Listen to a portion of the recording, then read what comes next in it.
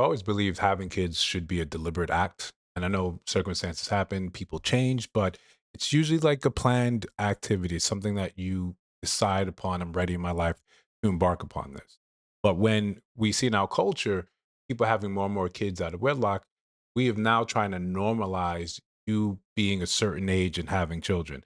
And if you don't have that, people try to make this like a new red flag. You're 30, no kids. Why? Something must be wrong with you. Said meeting guys in their 30s with no kids is actually one of the biggest green flags for me. I responded, actually, that might be a red flag. Once they get to a certain age, they might be master manipulators or scared of commitment. Them niggas is the ultra players. Them niggas have created cemeteries of broken hearts and women, broken relationships. As soon as they got too close, nope, I'm out of here. Because Like you're looking at such a specific situation to make it seem like it's bad because, and maybe I'm taking this a little too personally, but because I always wanted to make sure I had kids in a certain type of relationship, marriage or committed relationship, and that hasn't happened the way I wanted it to, so I don't have kids. But trying to make it seem that somehow that must mean that he's a master manipulator. It's really Occam's razor. What's the simplest thing? Yeah, I haven't had a situation that was conducive to having kids. That's why I haven't had kids. Not because I'm somehow here trying to finesse women. This leap is insane to me.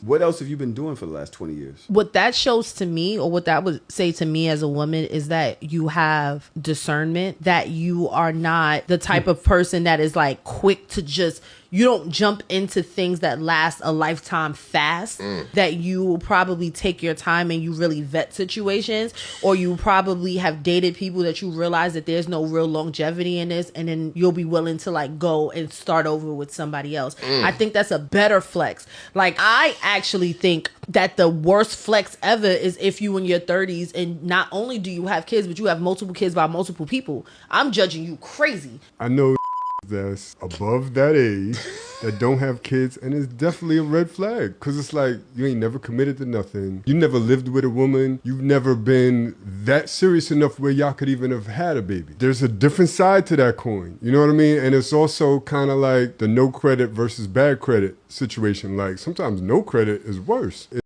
When they say that I really should make podcast equipment a little more expensive, this is exactly what I mean. Like, instead of just sometimes coming on to say things that are obviously silly, obviously just hot takes in order to get responses and likes, right? Let's actually have some sort of responsibility in what we're saying.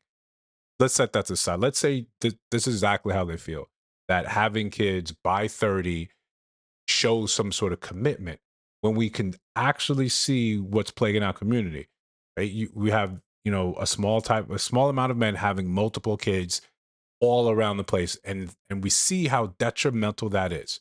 Regardless of who's at fault, who has more responsibility, we know having kids in a specific, married or cohabitating in a real dynamic is better for the kids. It's better all around. So trying to shame people, trying to bring it down, bring the average down, something's got to be wrong with that person because they're waiting. They're trying to have kids in the right sort of circumstance, right sort of way. Somehow that's bad now. That's a red flag. It's a mass manipulator.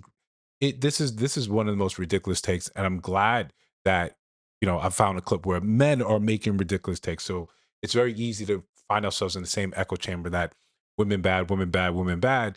But no, there's this rank stupidity going on right here, trying to make it seem like having bad credit is better than having no credit. Again, like what sense is that? It's easier if you have no credit, you have a standard boilerplate. You can build upon standard way easier than it is to dig you out of a credit hole.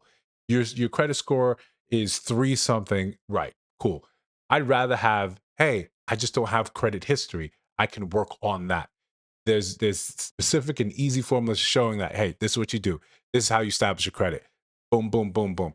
It may take you 3 to 5 years to establish stellar credit, but if you're starting with bad credit, it's already telling me that's what credit is, right? That's what credit score is. It's telling lenders you are a risk. So you're trying to say, I'd rather be a risk I have multiple. I'm 30 years old. I've got multiple kids with multiple different women. I'm a risk. That's why your past matters. If I come and find myself in front of a woman, me and another guy find ourselves in front of a woman, and I say I've got 3 kids with 4 baby mamas. Yeah, I know the math's not mathing, but just follow me. And she has to evaluate whether, same income level, everything else is the same. I've got this. The other me has none of this. It's let's not lose the plot here and try to make it seem that your poor decisions in life are somehow supposed to be made to seem regular, normal. No, this is new norm. If the general average has fallen out, I'd rather be the one, and I was usually one in school ruining the curve for everyone else. Yeah, that class average was 48. He got a 93. That's me. Right? That was me. I'd rather be the outlier. If that's what it takes, I'd rather be the outlier. And I think most men would look at this and say, "Yo, you lost your mind. You lost your mind. Let's not be these guys."